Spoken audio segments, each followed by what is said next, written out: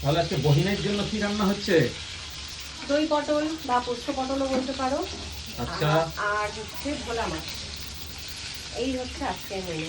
কালকে ডাল রয়েছে, আর ডাল ফাল করছি না। আর মানে পাবদা মাছও 2-3 পিস রয়েছে, মানে অনেক কিছুই রয়ে গেছে। ওর জন্য ওরা সেদ্ধ ভাতই করতে বলেছিল, আলু সেদ্ধ, ডাল, ডিমের অমলেট করতে বলেছিল। এইবার তুমি তো জানোই রান্না করতে আমার বেশ ভালোই লাগে লোকজন এলে। তা তোমরা খাও না বলে তাই করতে ভালো লাগে না, কিন্তু লোকজন এলে আমার বেশ রান্না করতে ভালোই লাগে। ঠিক ঠিক। গুছিয়ে গাছিয়ে দিলে মানে আমি বেশ বসে বসে রান্না করে নেবো। আর কত দূর এগিয়েছে রান্না?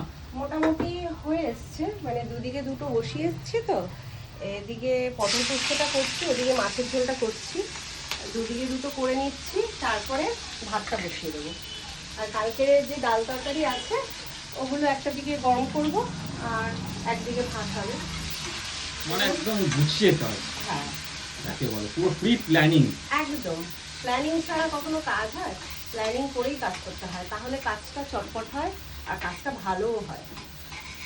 বুঝলে? বুঝলাম। যারা সুগৃহিণী তারা গুছিয়ে এরকম প্ল্যান মাফিকই কাজ করে। ঠিক কথা।